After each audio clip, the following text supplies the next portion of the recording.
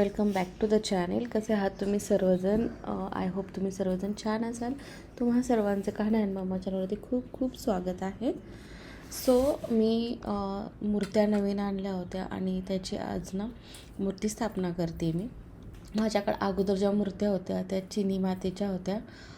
त्या मी बाहेर एक न्यू लॅडर घेतलं आहे त्याच्यावर ठेवलेलं आहे आणि ज्या नवीन मूर्त्या आणलेल्या आहेत त्या देवाऱ्यात ठेवते. त्याच्या अगोदर ती पंचामृत वगैरे ना त्यांनी अभिषेक करून घेते आणि त्यानंतर त्या मूर्तींची ना मी स्थापना करून घेते. तर अगोदर ज्या माझ्याकडे मूर्त्या होत्या देवांच्या त्या ऑलमोस्ट सगळ्याच चिनी मातीच्या होत्या. एकदमच त्यावेळेस घेतलेल्या होत्या आणि त्यानंतर मग सगळेच म्हणायला लागले की देवाऱ्यात मूर्त्या ज्या आहेत ना त्या पितळेच्या असायला हव्यात ना की चिनी मातीच्या. प्रत्येकाची श्रद्धा, पण मी आता म्हणजे हळूहळू ना घेते एक एक ज्या आहेत ना मूर्त्या त्या घेत राहते. तर ह्या ज्या मूर्त्या आहेत त्या मी बुधवार पेठेमधून घेतलेल्या आहेत पुण्यातून आणि खूप छान निघालेल्या मूर्त्या आहेत आणि या मूर्त्या भरीव आहेत. एक एक अशी जड मूर्ती आहे. तर त्यांच्या सगळ्यांची ना मूर्ती स्थापना करते आज मी.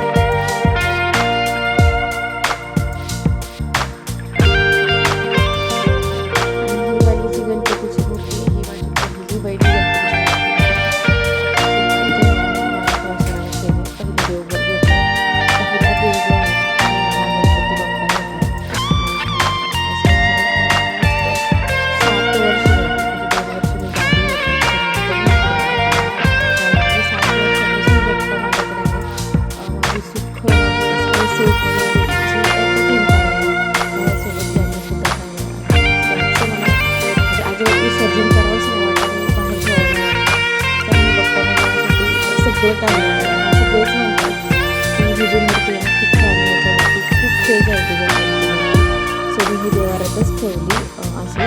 आणि असं वेगवेगळ्या जे पूजा वगैरे असतात ना त्यावेळेस अभिषेक करायला वगैरे प्रॉब्लेम यायचा मोठी मूर्ती असल्यामुळे. आणि त्यात चिनी मातीची असल्यामुळे भीती वाटायची खाली वर करण्यासाठी, म्हणून ही छोटी मी जी गणपतीची मूर्ती आहे ना ती घेतली. पूजा माझी आता व्यवस्थित झालेली आहे. त्याचबरोबर स्वामींची पण मूर्ती घेतलेली आहे मी. आणि आता मला करायचं आहे नवीन जी मी वस्तू घेतली ना त्या वस्तूचं उद्घाटन करायचं आहे. ॲक्च्युली नवीन डेकोर पीस घेतला आहे आणि मला ते व्यवस्थित ठेवायचं. तर हा जो न्यू लॅडर आहे ना तो घेतला आहे मी लिव्हिंग रूमसाठी. ही जी भिंत दिसते ही भिंत अगदी रिकामी दिसत होती. ही या सोफ्याच्या साईडला होती. तर चला याचं डेकोर करूया. तर सगळ्यात अगोदर ना वरती माझे जे चिनी मातीचे जे मूर्त्या होत्या ना त्या मी विसर्जित न करता म्हणलं इथे ठेवून देऊया. याचं एक दुसरं कारण पण असं आहे की हॉलमध्ये देवघर ठेवण्यासाठी ना जागा नाही आहे, कारण ड्रेसिंग टेबल आहे, इकडे सोफा आहे. मग आम्ही ते जे देवघर आहे ना ते किड्स रूममध्ये ठेवलं. तशी ती रूम जास्त वापरात नसते, कोणीही तिथे झोपत वगैरे नाही आहे. त्याच्यामुळे जे काही आहे ते एकदम वेगळं देवघर होईल म्हणून ठेवलं आहे. पण स्वप्निल्यांचं म्हणणं असतं की मला हॉलमध्ये बसल्यानंतर, कारण जास्तीत जास्त वेळ जो आहे ना तो हॉलमध्ये जातो, तर त्यांना असं वाटतं की डोळ्यासमोर देव राहावेत असे. तर म्हणलं इथे एक छोटंसं करूया जेणेकरून अगरबत्ती दिवा पण इथे लावता येईल आणि उगाच विसर्जित करण्यापेक्षा एक वेगळं पण छान पण दिसेल, म्हणून म्हणलं सगळ्यात टॉपला मी ते ठेवलं आणि एक अगरबत्ती स्टँड ठेवला आहे. आणि त्याच्याच बाजूला माझ्याकडे एक मनी प्लॅन्ट होतं पाण्यामध्ये लावलेलं, ते ठेवलेलं आहे. त्याच्यानंतर एक हे होतं ॲवॉर्ड भेटलेलं होतं स्वप्नीलला, तर ते आहे. तर मी ते तिथे ठेवलेलं आहे सेकंड भागामध्ये. हे लॅडर मला 550 रुपयांना भेटलं होतं, म्हणजे 4,500ला हे लॅडर मला भेटलं. ॲमेझॉन थ्रू मी हे ऑर्डर केलं आहे. आणि हे जेव्हा आलं होतं तेव्हा वेगवेगळ्या पार्टिकल्समध्ये होतं आणि जवळजवळ आम्हाला 3 ते 4 तास लागले होते त्याला असेंबल करण्यासाठी. बट फायनल रिझल्ट खूप छान आला होता आणि हे दिसायला खूप सुंदर दिसते. दुसऱ्या भागात मी काही माझ्याकडे पुस्तकं होती ती ठेवलेत आणि भगवद्गीता आहे माझ्याकडे, तर ती ठेवली. त्याच्यानंतर एक सिरॅमिक्सचा वाज होता तो ठेवला आहे आणि छोटे सिरॅमिकचे जे बुद्धा होते, मिनी बुद्धा, ते मी याच्यासाठी आणले होते, प्लॅन्ट्स डेकोरसाठी आणले होते. तर त्या ठेवल्या आहेत. आणि त्यानंतर छोटे हे माझ्याकडे हत्ती होते, ते ठेवलेले आहेत. असं म्हणतात की वास्तूनुसार घरामध्ये हत्ती असावेत, ते शुभतेचं आणि लक्ष्मी मातेचं प्रतीक असतं. त्यामुळे हत्ती डेकोर पीसेसमध्ये, त्याचबरोबर देवाऱ्यामध्ये सुद्धा असावेत असं म्हणलं जातं. त्याच्याच पाठीमागे मी एक फ्लॉवर पॉट ठेवला आहे. हा खूप जुना फ्लॉवर पॉट आहे माझा, तर तो मी इथे ठेवला आहे. तिसऱ्या स्टेपमध्ये मी ठेवलेला आहे हे स्नेक प्लॅन्ट ठेवलेला आहे. हा जो लॅडरची जागा आहे थोडीशी अंधारामध्ये, इथे डायरेक्ट सनलाईट येत नाही आहे. तर स्नेक प्लॅन्ट आणि मनी प्लॅन्ट यांना डायरेक्ट सनलाईट नसली तरीही चालते. त्यामुळे हे दोनच प्लॅन्ट्स मी इथे ठेवलेले आहेत. त्याच्याच बाजूला माझ्याकडे हे क्यूट असे कप आहेत. ॲक्च्युली कानासाठी म्हणून घेतलेले होते, पण मी ते डेकोरसाठी ठेवलेत, कधीतरी यूज करते. आणि त्याच्यामध्ये हे बुद्धाची धूपदाणी ॲक्च्युली ती ठेवली आहे. म्हटलं इथे पूर्ण सिरॅमिकचंच एक डेकोर करून टाकूया ह्या भागामध्ये.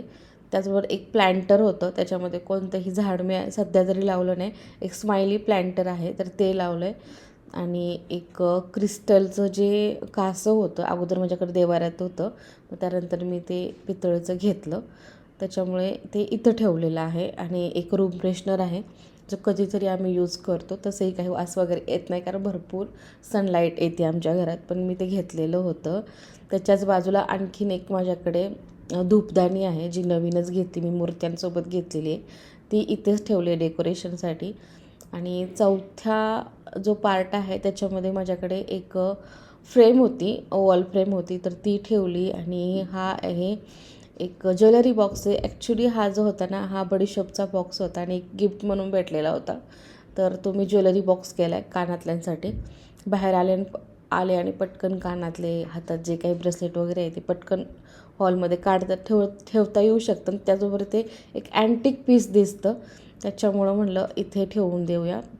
माझ्याकडे 2 लालटेन होते, तर हा जो भाग आहे, चौथा भाग, हा पूर्णतः म्हणलं एक अँटिक पीसने डेकोर करूया. जसं की गणपती बाप्पाचा हा जो दिसतो आहे बॉक्स, तो एक अँटिक दिसतो आहे, म्हणून त्याच्यासोबतच मी ठेवणार आहे आता ते लालटेन. त्याच्यामध्ये मी ना एक हे ठेवलेलं आहे, लाईटिंगची जी स्ट्रिंग असते ना, ती ठेवली आहे.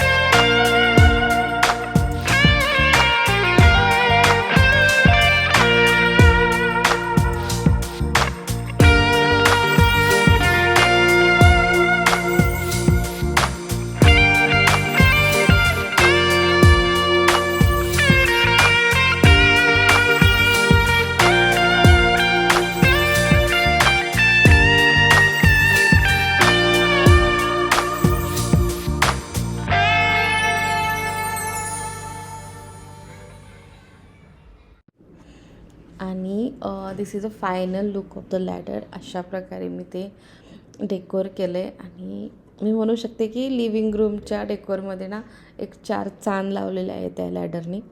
खूप सुंदर दिसत होतं ते.